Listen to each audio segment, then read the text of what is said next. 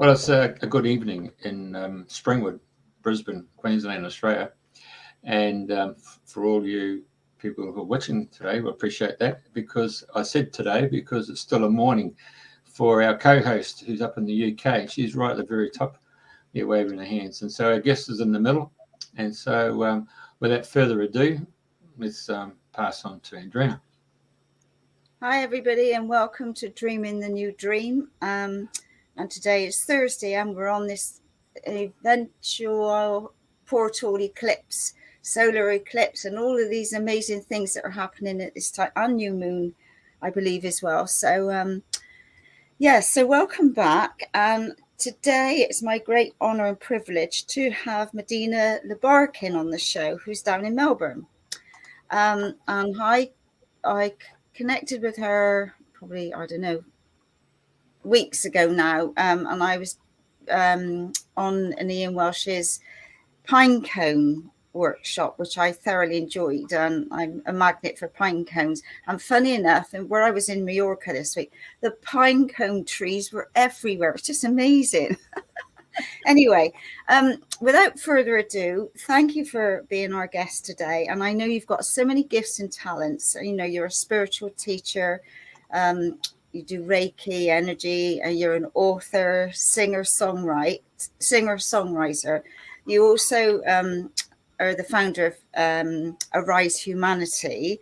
And also, you've just come back from 5 days filming the new Golden Age movie. So where would you like to start? So why don't we start at the very beginning and tell us about, you know, obviously where you were born and how things have unfolded for you all along the way, your highs and lows that have brought you here today.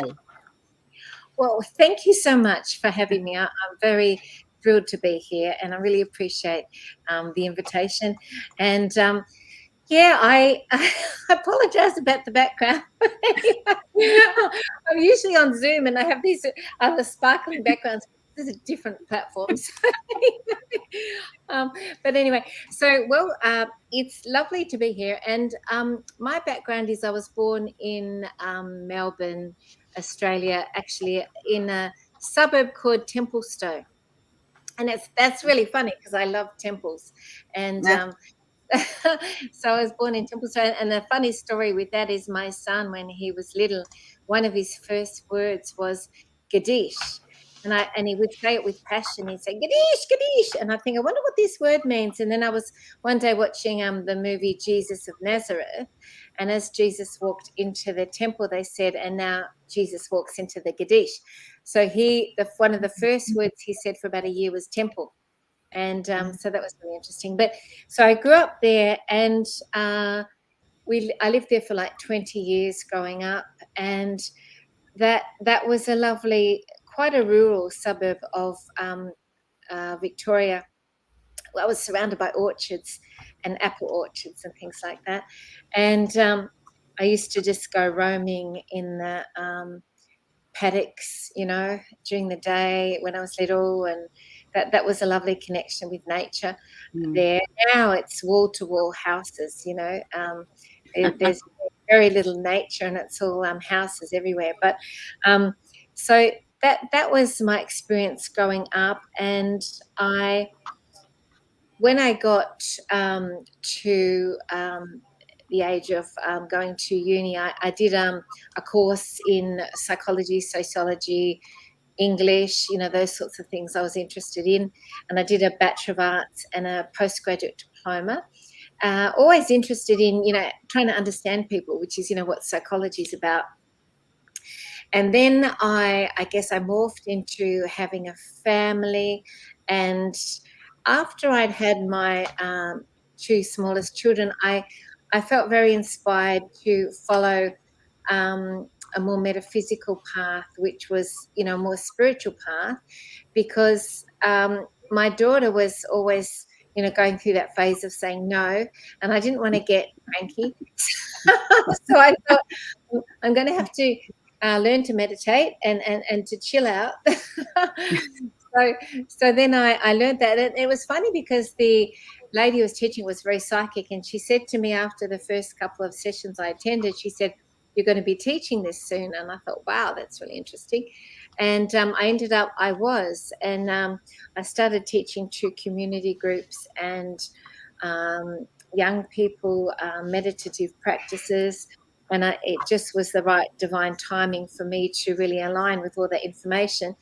And from that point, I did a whole lot of alternative modalities, like I did Reiki 1 and Reiki 2, and then became a Reiki Master. And then I did a lot of following on modalities that were in alignment with that, such as free sensory perception healing or Pleiadian light work, where you read people's energy fields and you can pick up what their issues are, what they need to work on, that sort of thing. So, and that was a fairly sort of a natural flow on from my inherent skills that I had on a soul level that I already came in with. So it was like I sort of on some level knew this already, but it was just being triggered again, and I was remembering it again. And then from that point, I guess I've been passionate about working on my own evolution. And also I felt like a bit of a warrior always. And I'm thinking, why am I a warrior? You know, what's the purpose of this? The last 2 years have made it very clear why I was a warrior. Now I get it. And so, you know, when all the whole pandemic thing started, I was guided to set up a group called the Guardians of Sovereignty. And we were striving to share the truth of what we thought was happening in various different ways. And I think that through divine providence, we were able to get out to a lot of people. And from there, I started a YouTube channel called Arise Humanity, which was again about raising consciousness, about really exposing truth of you know, the globalist agendas, things like that. And from that, I set up a Patreon community, which is a global online community where we support one another, because many people are very isolated at the minute, and especially through lockdowns and things. You know, we had such severe lockdowns in Victoria, where I was originally from, but I've actually moved to Queensland because, as Jeffrey mentioned, it's a bit of a prison state, it has been. And so I was guided to go where I could speak more freely, and also where there was more sunshine, which is up north. And so I moved up there to do that, and I'm on an island now in Queensland. But the other thing was, from that, I was able to start my YouTube channel, Arise Humanity, and I've done about 460 videos now. And yes, I know. I saw it the other day. I thought, oh my gosh, have I really done that many videos? And a lot of interviews, a lot of sharing of information, and connecting with other like-minded people, and that has led me in a sort of a natural evolution on top of radio. I've done quite a lot of radio too, both in America and here in Australia, community radio here in Australia, and these sorts of things, plus publishing a book and writing music and things, have naturally evolved into wanting to use creativity to get a message across on like a documentary format, like a movie format. And I remember 10 years ago I had the mission to do this, and I said to my partner, I feel like I'm meant to do that. And oh, thank you, Jocelyn, that's very kind of you. Glad you enjoyed that. And I felt very guided about 10 years ago to do a movie documentary, and I thought, how is that going to evolve? You know, when you have this, and it's like a pie in the sky thing, they think, how on earth am I going to ever do that? And then I just had it sitting in the back of my consciousness for quite a long time, and it must be a matter of divine timing, because I knew this filmmaker actually through the Guardians of Sovereignty. So, you know, when you do something for the collective good, it always comes back to you. And not that you do it for that intention, but it does. It really does. And I connected with a beautiful filmmaker then, and I felt really guided to activate on this movie documentary thing. And how's this? I rang him, and I said to him, this was about 4 months ago, and I said, hi, it's Medyhne, and I've got this inspiration, and I'm going to run it past you and just see what you think. So I told him about my idea for a movie documentary, and would you believe he'd just been on a retreat. So he'd been actually thinking about this, and he just literally walked in the door from coming back from the retreat, and he said to me, I've just been thinking about doing something like this. I've just walked in the door from a retreat, and he said, let's do it. So that was Wow. a moment of perfect divine timing. And so we've been running with that. We've just spent 5 days in a film shoot with some of the most incredible leaders in Australia in the freedom truther movement, and we've gone to beautiful natural locations because we want to film most of it outside in nature, because that's such an important part of where we're going, and the new golden earth is connecting to nature and our environment, and so we just come back, and it was just such a brilliant, amazing experience with incredible people, and it just flowed with the divine support was off the charts. We had so much divine support. I mean, there was a couple of amazing Australian teachers that are often on social media, and I can't give too much away about it because I'm not quite sure how much I can. You're supposed to keep some of it secret as you reveal what the documentary is about. But there's two amazing people in Australia that have had a big part to play in the ascension, and particularly with Uluru. A lot of people listening might know who I'm talking about. But they heard about what we were doing, and they literally turned up at our shoot and said, we'd love to be involved. And, that's part of that divine synchronistic timing. And we were so grateful for that. So that was an example of how it just flowed incredibly.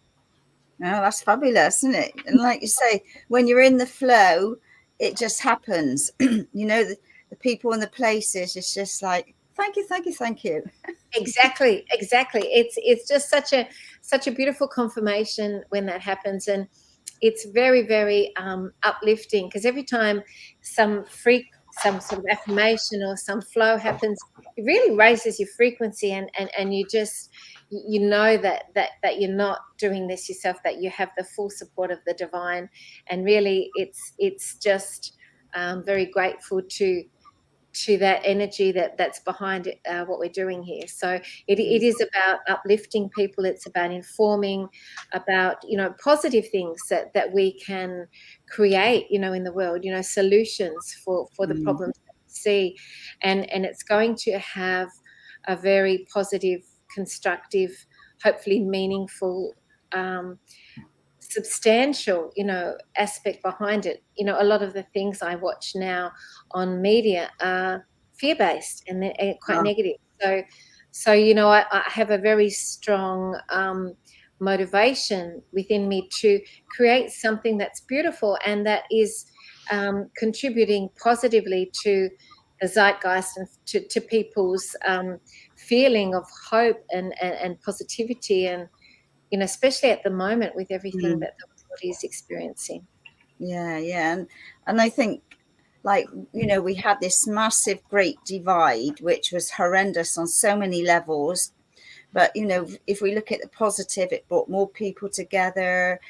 Yes. There's neighbors connected, and, and did things for each other, and all sorts of different things. And it's now, without making judgment, okay, all this happened, we have to accept and move on. And it's like, now, how can we all come together as a tribe to make a difference, to be here to help humanity? Exactly. And I think that's the key. Excuse me. The key to it all now is, okay, what can I do today to make a difference? Where do I need to be? What do I need to do? I got all sorts of little daily rituals that I say. But it's I love that. Hang on, it's so important, Andrena, because with everything happening, there's a sense that you can feel overwhelmed and a bit sort of paralyzed. Or what can I do to make a difference? Or people that they have an inner prompting about what to do, but they don't trust themselves, or they don't or they don't think that they have the capacity to do it. I mean, I didn't know how on earth I was going to be able to do a movie documentary, but honestly, it just came together with such ease and flow because everyone was so supportive and keen. And so when you go in the direction of your soul calling or your soul mission, it does come together in miraculous ways that you couldn't have guessed. And so just trusting that even if it's some huge thing that you're wanting to accomplish, it will come together if that's part of your soul mission and it's the right divine timing. So where are you with, your documentary movie finished now, or have you got to go back and do some more, or where are you with it at the moment? Well, we've done a lot of filming, which has been fantastic. But it needs a few months of editing, and there's also quite a bit more filming to do. We're filming in 3 states, Victoria, New South Wales and Queensland, and we've still got a little bit more to do in Queensland and also a few interviews down in Victoria. So there's still a little bit more to do, and we're also wanting to put some beautiful special effects, so it becomes a little bit multi-dimensional, and also it shows people the potentials and the possibilities for humanity through working with portals and different things like that. So it's going to hopefully be a little bit different. Fabulous. So now that that's coming into fruition, where are you going to go from here? What the world is your oyster. Yes, and this is what I want to convey to anyone listening, that the world is our oyster now, because we're starting like a reset, not the the globalists reset, but it's our own, co-creational reset of how we can live our lives and what we can do, and to really take on board that anything is possible in terms of what we can manifest, because we have a lot of cosmic support. We have a lot of the Schumann resonance is off the charts now. The Mother Earth's heartbeat, or her Kundalini, whatever you want to call it, is supporting us. The cosmic energy, the solar flares that are coming down, we're getting a lot of high vibrational energy to support us as well. So it is a really great time to start new soul promptings, missions, goals, whatever you want to call it. And so I would like to continue doing documentaries or entertainment that is really meaningful and that lifts people up. It inspires and it informs, and is very beautiful. It's sort of like we haven't had entertainment that has done a lot of those things for such a long time that we don't even know how that would look. So I want to try to go beyond where we've been before, even with colours, for example, and imagery, and maybe even with affirmations. But, these affirmations will be transparent, not like the subliminal messages that were put in TV sets when we watched TV and we didn't even know about it. That is where I would love to go. If I had a magic wand and could say that's what I want, what would I create? That would be what I would continue doing, whether there was money or no money. Because I think another question to ask yourself is, what would I do if there was no money and it was not a matter of survival or, paying for my rent or whatever? What would I do just out of the pure joy of doing that, Wow. Follow that. Right. Okay. Where should we go from here? Because obviously, like the movies, it's been a massive, like you say, 10 years ago that you put that thought out, and it's taken that length of time. And as we know, it's divine timing. It doesn't matter, we can harp on, I want to do this and why this is not happening and what have you, but we don't see the bigger picture of all the pieces of the puzzles that has to come together, do we? The people are the players. And yes. Because you often have the seed of the thought or the sort of unconscious sort of inspiration quite a bit before I find for myself.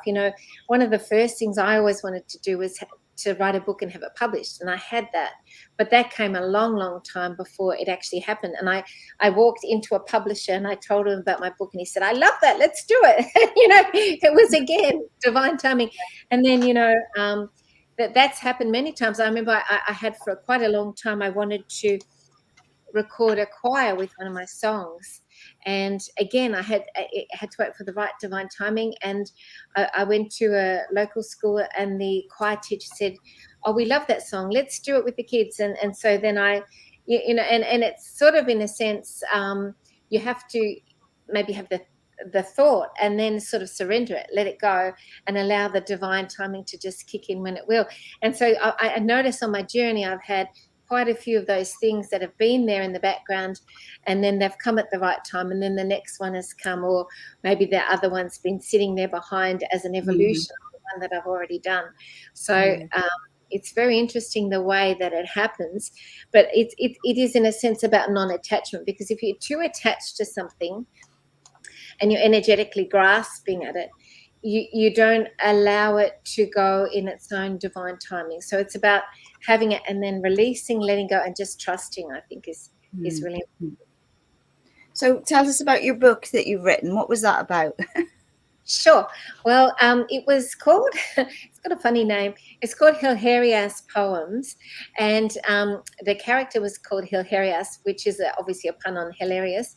And so it was for kids, but it had many multi-layered meanings in it for adults and for kids.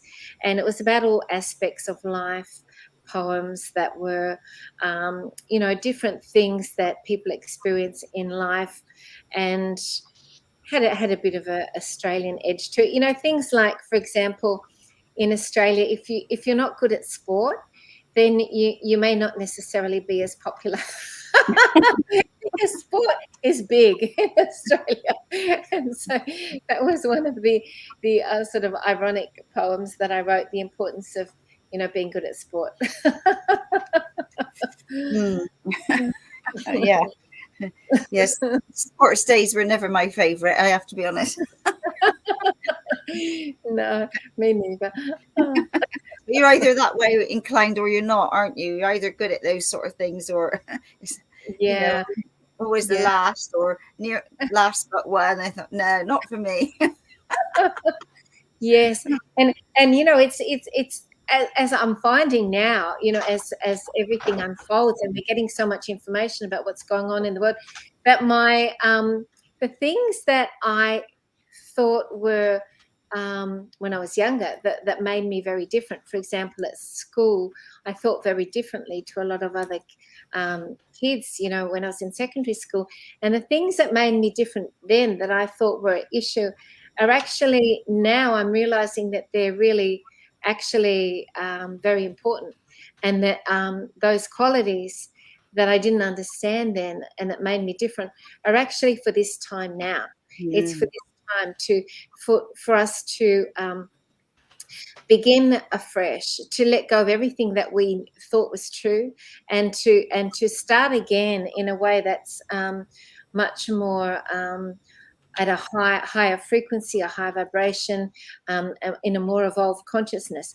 And so I was just chatting to someone today about how the things that made me feel like I was different and that I was something potentially wrong with me or something when I was young are actually the things that are helping me now be a help to the planet, at the moment.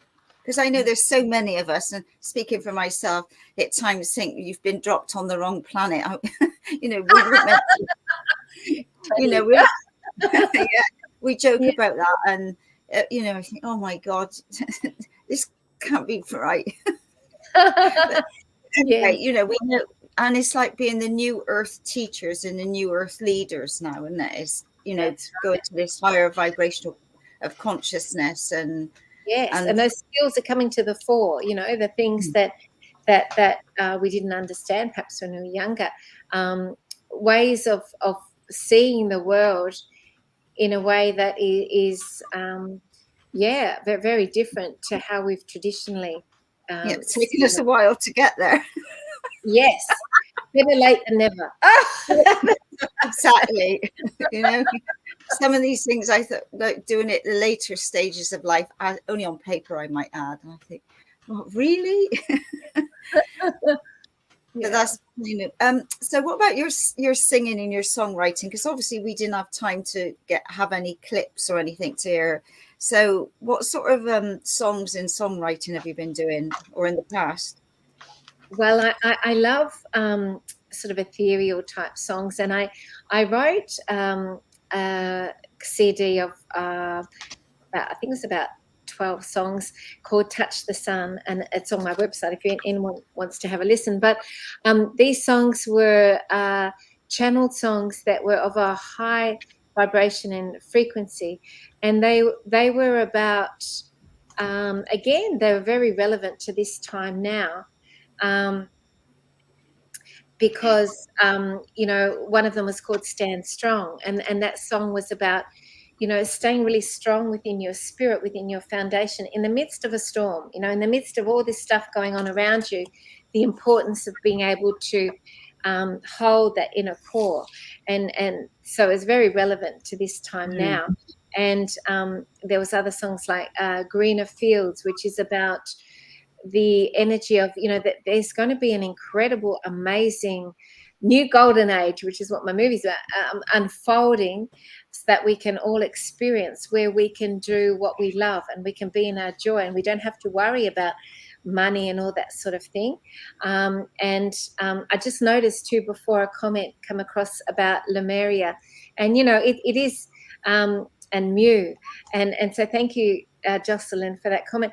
It's about remembering all the positive aspects of Lemuria and those ancient times when we were activating our gifts and our skills, but this time, you know, being able to go in a positive direction that isn't sabotaged, or you know, doesn't go off track, you know, being able to hold that timeline. And so yeah, I think that the songs were also about healing and expressing emotion, because when I would I did a concert tour in Victoria, and in every concert I'd have people in the audience sort of crying, because it was like a healing through sound, the sound frequencies of the songs as well. And so I think that, you know, the sound healing is going to be a very important aspect of going forward too in the new earth, working frequency and sound, and our voices are so important in that as well, and utilizing our ability to sing and to use our voices to you know, raise our frequency and heal one another as well. Oh yeah, I'm really into sound. I've got a great big gong. I don't know if you can. I just that's amazing. I haven't played it, you know, because I'd had the accident and one thing and another. I haven't played it for a little while. So Eclipse. I thought I need to get the gong out on the land later, and I could feel the gong wanted to be played. I hadn't played it, but we were talking about and I was talking with another friend, and I was saying like the importance of humming, and like when I've done sound workshops, I do the bumblebee exercise. So when you cover your ears and you know, close your eyes, and then you go,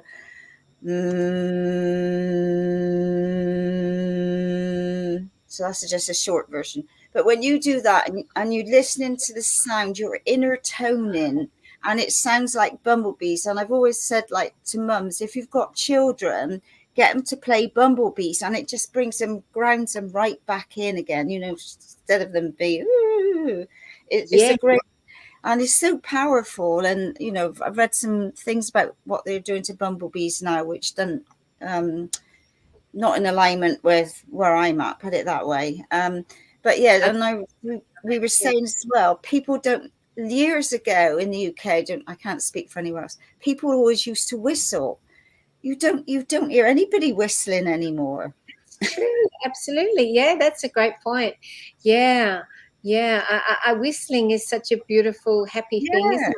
You Well, know, I you don't know if dogs like it that much, but people like it. Yeah, it's a lovely, yeah, happy thing. And yeah. it's a skill, isn't it, to be able to whistle well? But it's funny because there was a little guy on holiday, and he come out. He must have been about 10, and he was whistling. And I looked sort of him, and he looked at me, and I thought, God, I haven't heard anybody whistle in yonks, you know. And it's funny, but like I suppose in the old working class days, I'm going back a few past lives now. Oh, God. And you know, people would come home from work and they'd be whistling away, or you do the milkman. Well, of course, a lot of these old ways have gone. Yeah, it would be really interesting to actually know on a metaphysical level what sort of impact whistling has in terms of frequency. You know, how much it raises your vibration. That would be interesting to research, because I know when I listen to somebody whistle, it's beautiful. It's a lovely thing. Yeah. Yeah, my sister can do one of them. I can't do it. Crazy. I can hear about a mile away. Yeah. That's not so harmonic. Yeah. Yeah, Roger Whittaker was famous for his whistling tunes. I don't know if you're aware of him over there, but yes, I do. I remember he had a very famous song, Roger Whittaker, and it was so beautiful. That the person that just wrote that, you might remember the name of the song, but he had a very famous song that was so beautiful, Roger Whittaker, and he had such a amazing voice, very very sort of profound voice. Yeah, beautiful. But you know, I mean, haven't been doing it so much because I've been doing other things, but I've been working with the voice, and each note relates to a star sign and a color. So like I'm a Scorpio, so Scorpio's color is aqua blue, and it's a note of G. So and I was talking to somebody a little while ago, and he was a flute player, and I said, you know, what's your star sign? He said, oh, I'm a Leo. And I said, Leos are yellow, color yellow, and they're the note of E. He said, oh, my flute's in E. I said, well, there you go. And actually, there's also a thing where there is an instrument that aligns with your soul. So, you know, for some people, for example, it might be, you know, the piano, or it might be the double bass, or, you know, so there is an instrument that speaks to your soul as well. Interesting. And I know for me it's the gong, because this gong's been all around, well, parts of Australia where I've been doing walking in the footsteps of the ancestors, and so this landed on my doorstep in Springwood in Queensland about 2010. So it's been on quite a journey with me. Wow. And it's not over yet, you know. So and I was blessed. I didn't take it, but I was blessed to go to the closing ceremony of Uluru 3 years ago now. So you know, went with the tribe. So yeah, and I first went there in it was because my birthday is 11/11, so I went there with a friend on 11/11/11. So that was pretty powerful. Yeah, we had crystal bowls and what have you. So lovely memories. So you would have known the two people I'm talking about that are in our movie. I wonder if I can say their names. Evan and Stephen Strong. Were they there? Possibly, but I mean, there was a massive gathering. But yeah, possibly. Yes, so they helped to, you know, there was a very significant thing that happened with Uluru in, I think it was 2021, end of 2021, and it apparently, Stephen talks about it and says it allowed for the humanity's shift in a really positive direction from what they did at Uluru, because Uluru was such an important and crucial location, energy for the planet. And I've got a friend, Kat Kinney, who was channeled the song Kanyini, which she posted up yesterday, and getting everybody all around sites and around the planet to singing Kanyini. So sort of it's a really powerful time at this moment. It is. It really is. And it also is full of opportunity. I mean, you look at a lot of the information out there, and it really can drag you down energetically. So I think if you just focus on what can raise your frequency and how you can be in alignment with your greatest gifts and abilities, that's so important at the moment. The more people that do that, the better. And you raise above the being energetically touched by the negative things that are happening as well when you do that. And whether it's the frequencies through chemtrails or food that's been adopted or whatever it is, it's really important to keep your frequency as high as possible at the minute, and to do things that are preventative in terms of your health, keeping your immune system strong, which of course is being emotionally in your highest vibrational space. And with your global network, I mean, it's lovely that I haven't had a look yet, but it's in the queue. Since I got a long queue at the minute to catch up on. It's like, oh my gosh. Anyway, yeah. So where was I going with that? It's all about the coming together through groups, and you see more and more people doing Zoom calls and webinars, and there are lots of them are free, or you get a taster to get an example.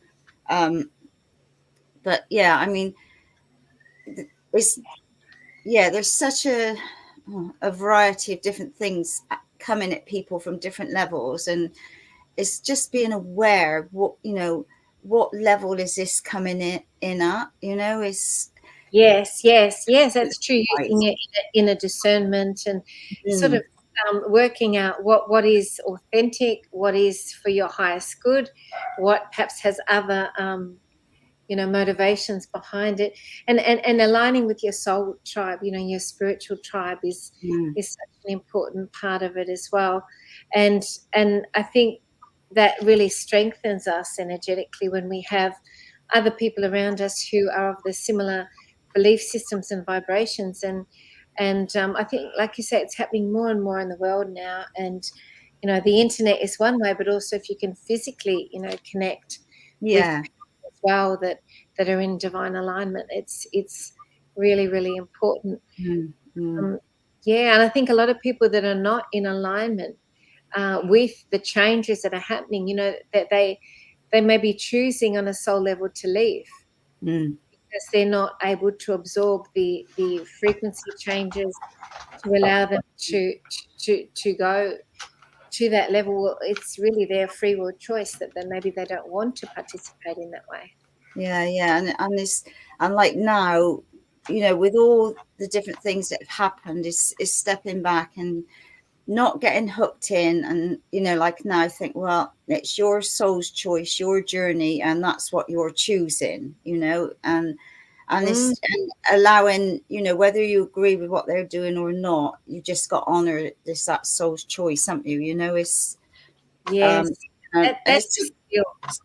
it's taken me a while to get there, believe me, with some of the things that are going on. It was like, oh my God. But I know it's hard. It's hard to do because as an empathic, a healer, someone who cares about other people, you naturally want what you think is the best for them. But that's your own perception of what you think is best. And so, you have to, in a sense, again, it's about that non-attachment, just releasing, surrendering, letting it go, your own opinions on that, and just saying, well, that soul has made a choice that's right for them, whatever that is. And that's really spiritual mastery, isn't it, when you can do that? It's an art, because sometimes I think, oh really, and I zip it, Andrena. It's really hard not to say things sometimes. You really want to say things, and you go, oh, Medyhne, just zip it, don't say it. No, it's not an ideal time, but it's really hard to not speak sometimes. I mean, even with family, when, for example, many of my family who have had the thing in the arm, I don't know if we can say what that is, but we all know what we're talking about here. When they say that they've got these continual ongoing health issues and everything. I've got another health issue. I've got another health issue. I'm off to the doctor again. I'm off to the doctor again. And you feel very much like you need to sort of say that it is related to that, but it's beyond that now that you've already said that and they don't listen. And it's like, just let it go. You know, there's nothing that you say that you haven't already said, and they're not listening anyway. And, you know, so when they continually say, you know, there's this health issue and that health issue and this health issue, you know, when this person was perfectly well before, you know, and you just have to, in a sense, just release attachment and just not say anything. And it is hard not to speak when, you know, we want to be able to speak freely. I think that's been a really hard thing for me. I mean, that's one of the reasons I left Victoria, came to Queensland, because the lady down the road was actually arrested, you won't believe this, for a Facebook post. She put a post about wanting to have a gathering with some people, like-minded people, you know, about what was happening at that time. And they stormed into her house. She was pregnant and she had young children. She was in her pajamas, and, you know, they were arresting her. So, you know, this was just down the road from where I was living. And, you know, I don't want to recap on the negative, but, you know, it was a pretty full-on time, as many people know, in Australia, especially in the prison state, as Jeffrey so happily put it. And so, you know, it's incredible that the world went through that level of oppression. But then maybe the equal and opposite reaction is that people wake up and then they resist what is not clearly, that's not in alignment. So, you know, maybe that also was the catalyst that pushed this great awakening much more in an accelerated way. So it all happens for reasons, and like you say, we're not always aware on the earthly level what they are, but on another level, you know, you can see the great awakening, you can see the changes. And and I know, like many that have, you know, jibby jabbies and what have you, and there's a lot of people have passed through that, and, you know, and the first question people want to ask is, did they, you know? And you can't help it. It's a natural reaction, and you think, well, whether they did or whether they didn't, it's their soul's journey, and you know, you just got to honor that and find the compassion, you know. And it took me a while, but I got there. Yes. It's really a test, isn't it? A spiritual test. And to not say, oh, well, you know, I told you so, or, you know, I tried to tell you, because, you know, it's probably not appropriate at that time when someone's just passing or past, you know. And but it's trusting that divine process as well. And we can't have the bigger picture. It'd be great if we could. And we have all the answers. That would be great. That would be really good. In fact, I'm hoping when I cross over, I get a lot of the answers in, because I love to get the answers. Ask a lot of questions. But talking about colours, because I don't know, like, I've shared some pictures of rainbows recently, and I mean, the colours are so much vibrant now, you know, and there, you can see layers of the different colours. It's just amazing. I love that. I really love that. And, you know, it reminds me of, we just finished filming one day with the movie, and this is what I'm talking about, the divine flow. We finished filming and we looked up and there was a double rainbow over the top of us when we just filmed. And like you say, the colours are so beautiful and vibrant. And it reminds me of the new golden age, because, you know, the colours there will be different to what we've experienced. Here they're sort of muted and they're sort of toned down, but they're going to be, you know, there'll be pearlescent colours and colours that we've never seen before, and vibrancy that we've never seen before. And I want to try as much as I can with what we can do, put that into our documentary, because colour is so important. It for me, and I paint as well. So with my paintings, I love colour, and I have a lot of colour in all my artwork. And that to me triggers frequency as well, and vibration, and raising your frequency. And it means a lot. I love color. So what sort of paint artwork do you do then?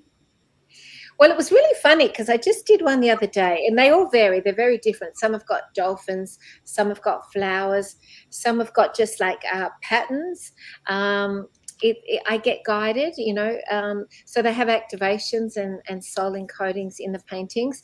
And I just did one the other day, and it was a funny story to it because I had my son over, and I really wanted him to do a painting because, creatively it's good for your soul, and, it activates your sacral chakra and things. And he's only 20, and he got a third of the way through, and he goes, Mum, I don't like it. I give up. I don't want to do anymore. So then I thought, I'm not going to throw the canvas out. I'm going to put a black over the top of it, and then I'm going to paint over it, which I did. And then I created this like a fireworks type celebration on this canvas, and I'm really thrilled with it. It's on my website. I've just put it on. But it was funny because I had two people look at this painting, and it shows the difference in perception. One of them said, "Oh, it's so beautiful. I love it." And that was what I got from it, that it was a celebration, fireworks. It was very positive. Somebody else looked at it and they go, "Look, honestly," they said, I feel that there's a bit of darkness and a bit of anger in it." And it's completely the opposite experience of the painting. And I thought, wow, that's so interesting. It's such an expression of your own, where you are within yourself. It's like, with Freud in psychiatry, where they had those paint splats, and they'd say to the person that came to see, what does this one represent?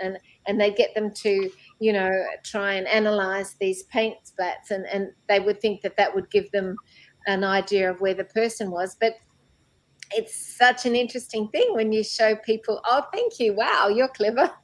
That's it. Fireworks. And when you show somebody an artwork, and one person says exactly the opposite to what the other says, it shows as human beings we're just so different. We have such different perception of everything. Fabulous. Well, so do you find time to go to bed at night? In the last 5 days, not really. I'll certainly be doing it tonight. Living on the island, mind you, it's a bit more low key. It's a bit more chilled. When I'm on the mainland, it's like go. But here it is more relaxed, and I can focus on the creative things more, as well as, I have clients with sessions online that I do, and I have mentoring that I do online with clients. And I also running the workshops that you mentioned, like with Ian Welsh. So we've got a really big live workshop on Sunday, the 23rd, which is one of his last workshops that he's offering live at the moment. With what we've been doing, but then he's going to probably be doing more as he gets more information downloaded, but he hasn't received it yet. So this is one of the last ones. But so I do those, and then I'm working on this movie project. So there's a lot of creative things to focus on, which I can do quite easily here because it is very relaxed, and so it could be a good thing. And also inspires me to be on my keto diet because, you don't have all the restaurants and all the eating places. So it's really good for me because then I have to do my keto diet. And that's been really a positive thing. It's given me more energy. So that's a good thing. And that's what I found being away for a week. It was 3 meals a day. And it's like, so I've been a bit piggy this week. I've eaten all sorts of little desserts that I don't normally, and so today I came back and I've had my apple cider vinegar and water. I've had my lemon water. So you're back on your routine. Yeah. Right, get back to balance, like, so I enjoyed it while it was there, and like, because the fruits and that you get in UK are nothing like that you get from overseas. I mean, I used to love the mangoes in Oz. And, they used to be dripping down your face. And I bought one here, and they're like hard bullets. They're green, and and I thought, oh, that's God. Very interesting. My favorite thing, mango smoothie. Oh my gosh, that is so yummy. And another thing we had, because they have great big sliced tomatoes, and like the flavor in them. And like I go around here, I always smell them just because if they got no smell, and I like to smell fruit. And so anyway, That's right. I'm doing the best I can with what I have over here. Oh yes, well, we're very lucky, aren't we, here in Australia with the food in that way? Yeah, especially in the tropical climates up here north, gets beautiful, amazing like dragon fruit and all sorts of things. Yeah. Right. So I think I've asked all the questions. So we still got another 10 minutes. So, I sort of wanted to know about your film, and I wanted to know about your... Hang on, I've got the track. I was just going to play the track. All right, because I was thinking you've obviously touched soul with your songs. Oh, thank you. Right, go on then. You're going to play. Well, I have different songs for different emotions, I guess.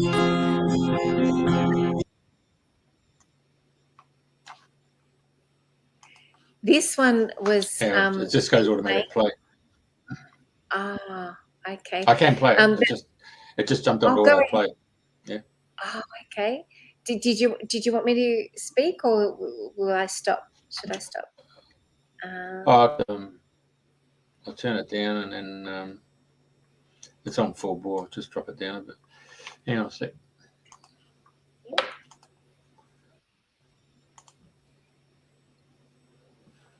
That's a lovely picture of you. Oh, thank you. You mix the mix, brush your teeth, then are on your way. We said things we can't resolve. The sun don't shine today. The shine today.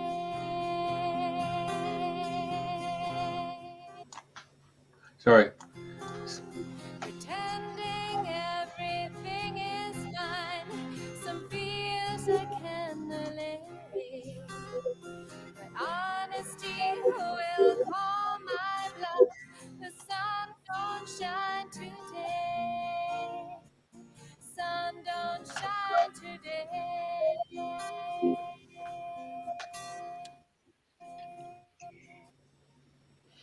Oh yeah. So that song was that was written about when my marriage broke down, and that's that sort of like grieving process, or the sadness that you go through, especially when you've got kids and things like that.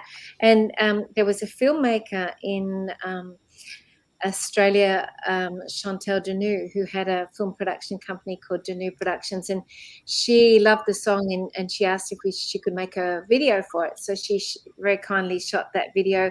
We shot it in Queensland, and she's been an award-winning filmmaker, so we were very blessed, to have her do that. And one of our other songs called Stand Strong, we had a wonderful young filmmaker, Darren Larkman in Australia, asked to do a video for that one. And that was shot in the forest in Gippsland and in Victoria. And so, yeah, that was really fun doing those. So that also is an evolution, I guess, in terms of, wanting to do a movie documentary, because we had experience of going through that and making those videos and things, which was really, really fun. But, yeah, that song is about people getting in touch with, their sadness inside and feeling that. There's also no point in suppressing it. When we have emotions like that, it's important to be able to feel them and not just sort of squash them down or pretend they're not there, but to allow ourselves to feel them so that we can then transmute them. I always say you have to feel it to heal it. Exactly. And your natural instinct as a human being is to squash the pain down and try not to feel it, because people don't want to feel pain. But the problem with that is it just stays there, and often it can build as well. And that's, when you can depression and things like that, because you're not allowing yourself to feel the fullness of those emotions. And, we are here in this reality, this earthly reality, to experience emotions, and it's all part of it. So, yeah, it's really important. Yeah, and we're all on a journey. I mean, we're all going through different things. There's not that I know of. There's not many people that are not. One day you feel all right, and another day, you know, a piece of music can come up, and then out of the blue, up it comes. You think, Michael, where did that come from? You know, I used to be the opposite many years ago. Now I was solid, I couldn't cry, and now, well, you know, doing all this inner work and what have you, I mean, anything happens and straight away it's there. I can't, you know, but it's great because I know that I'm, you know, as I'm doing things, I'm clearing things and moving along. What's this Sanskrit? Oh, thank you so much, Jocelyn. Thank you for your lovely comments too. This is the Stand Strong song that was filmed in the forest. So what happened was she starts off and she feels like she's sort of like enclosed, and even I guess that theme of being in prison, you know, energetically. And then at the end of the video, she breaks out of the forest and the light comes through and she goes into the light. So that was the song was to empower, you know, people to really connect to the inner strength. And a big thank you to Darren Larkman who filmed that video. He did a wonderful job.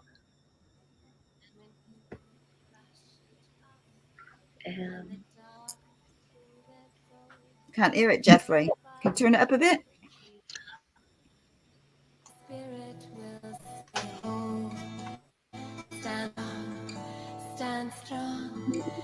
Stand strong against the tide. The wind might make you fall.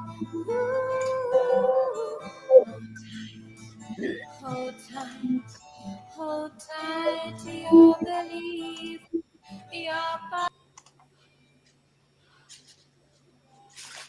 All right. So these are all on your website, are they? If people want to have a look. Yes, and on my channel, on Arise Humanity, and if anyone wants to join a lovely community too, we have the Patreon community that people can join, and we have some great community chats and a soul healing group for the planet and for ourselves, and there's quite a few things that we offer there. So I love to connect people. Like, I'm a bit of a networker too. So and we have a light worker team too that does healings, right, like remote distant healing. So, you know, I do that for the Patreon community as well. When people are going through challenges or health issues, or, you know, they require healing, we have an amazing team of light workers that do these incredible healings, and, you know, they give feedback sometimes about what the person's going through, and it exactly matches, you know, exactly what they're experiencing, which is beautiful. So, you know, there's all these wonderful things that you know, that we offer as a community that they're really important at the minute to you know, really unite and support one another through this enormous transition that we're all going through, which humanity's never experienced before. It's such a profound time. And, you know, every person that's here on the planet at the moment, every person listening is a really important, pivotal part of this transition that is being looked at by all civilizations because it's so important. So, you know, my hat goes off to everyone who's on the planet at the moment that's part of this. Well, all the good ones anyway. Not necessarily. So who does all your, I mean, you know, I'm not of the age that technology comes easy. In the past, and I haven't got the patience, and I haven't for a long time. So who does all of that to keep that running and tick it over? Or do you do that yourself? Well, the videos, the ones on my channel, I do all the editing myself. I use iMovie, and I use GarageBand as well for some of the audio stuff. And so, yeah, I do all that myself, all the technical stuff, and which is going to come in handy for the movie. But I'm not the expert at all in any of that. I've got a wonderful filmmaker called Martin Featherston, and he is incredibly talented. He has a bio about over 10 pages long, and he's got incredible gifts and skills in the area of filmmaking and, you know, special effects and all sorts of things. So I'm very blessed to be working with him. So he's the true expert in all that area. But I just do my little thing on my channel with my YouTube channel, and I love doing that because it's creative as well. You know, you can do some really creative things with that, and so that's fun. Yeah, I like that. It's creativity in different ways. You know, you can write a book and be creative. You can write a song and be creative. You can you know, make movies and be creative. When I was little, I used to do a lot of craft and art, and you know, I'd spin wool, and then I'd make a scarf, or I'd do a on a loom, I'd do something to do with weaving, like a wall hanging or something. So it just, the creativity is there, but it morphs in different ways into different things depending on what I'm interested in. But to me, a platform of media is really important at the minute, because we need to replace the lamestream media that we've had to put up with, that has been part of the agenda that we no longer want to be part of. So it's really important to have alternatives available now for people that they can watch. Hey, you mentioned about authoring. I'm just going to put this up for those people in northern New South Wales and Queensland. They may want to come to the Brisbane Writers Festival. Fantastic. Oh yeah, that'd be wonderful. It's great, those things, because you meet with like-minded people. It's like, you know, when people would gather for the freedom protests, and often they would find people that they ended up working with, or they did things with. I often hear people connecting and meeting at those protests as well, because they were motivated to do something to make a difference, and they'd come together with very similar, you know, belief systems. So yeah, I love that unity. And I think that's what the lockdown on the negative side of things, of the in terms of the agenda, they were trying to prevent people coming together in that way. And so, you know, that was because it is so potent, and it does make a big difference. Well, 1 million Australians just turned up at Canberra without any major publicity, just an intuitive feeling of going there.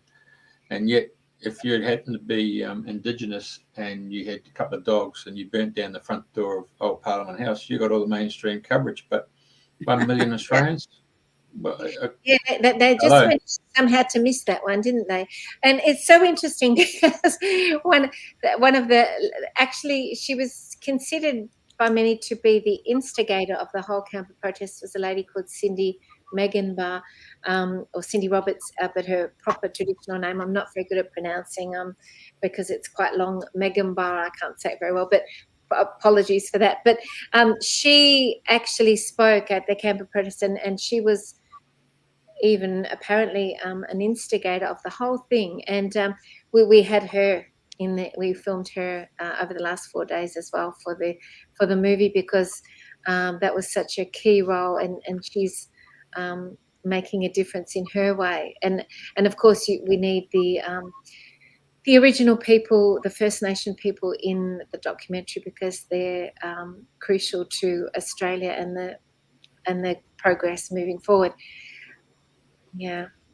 Anyway, next week we've got a very special guest who is an investigative journalist, and you don't get investigative journalists these days because the newsrooms have been hampered by the lack of funds coming into the mainstream newspapers and TV and radio stations. I mean, they were all crashed and burned until money started coming in the last 3 years to gather something, but the newsrooms are all centrally located, and so they're not getting the investigative journalism. Next Thursday, we do have an investigative journalist who's going to bring out all the stories of all the different towns and communities that he's travelled to in the last 3 years. And you know him as Michael Lockdown Cafes. Right. The first time he actually get mainstream exposure coming in here. He's been on all the other platforms. So he's fabulous. Yeah, he's doing a great job. Yeah. So I think it's time, for other news media organisations, because they just don't have the funds to do what they used to do before. This guy has been an independent investigative journalism. He's going to give you the facts of every town, every community, every suburb of what took place. And I mean, there's a lot of issues that have created mental health now. It's huge. Oh, totally. And I mean, it's scripted. A lot of the mainstream media, they have the same scripts they read from the news outlets and all this, and it's very much just manipulated and engineered what they're told to say. So, and also, I mean, you could go down the rabbit hole with this one.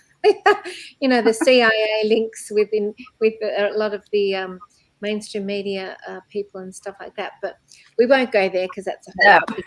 Best not. Yeah.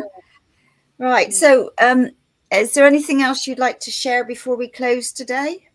Any lasting words or anything? Well, I guess I just feel inspired to say to people, you know, just go in on the inner and ask your higher self, you know, what is it that I'm here to do at this time? It might be quite different to what you were here to do like a year ago. Just ask, what do the energies support me in bringing forth into the world at the moment? What is my gift? There's actually this like a little prayer that you can say where you ask to really, you know, be told and connect to what it is in terms of the gift that you're here to bring the planet at the moment. And you can do a thing where you, for example, the very famous psychic Edgar Cayce encouraged this, where you have a glass of water and you say to the glass of water, you know, please share with me, you know, what my gift is at the moment for the planet. And you drink half of the water and you say, you know, please share this with me when I'm sleeping. Please, you know, my higher self, you know, please tell me what it is. And then you drink half of it and then you sleep. And then in the morning you drink the other half. And apparently it's meant to help you answer those questions. So maybe someone out there wants to give that a go if they're not sure what the answers are. But, you know, meditating is always great too, to go inward on a meditation and just see what comes in that still place, you know, when you're quiet, what comes in as your guidance to be able to do right now. And for some people, it might not be doing anything. It might just being, you know, existing, just being on the planet and holding your energy might be all that they're guided to do at the minute. So it's different for everyone. Right. Well, fabulous. Thank you. It's been an absolute delight sharing and listening to your story. And so we look forward to hearing when the movie becomes available. So good luck in what you're doing. And thank you once again for being the guest this week on our show. Oh, thank you. I really enjoyed it. Thank you so much for having me. Very good. Thank you.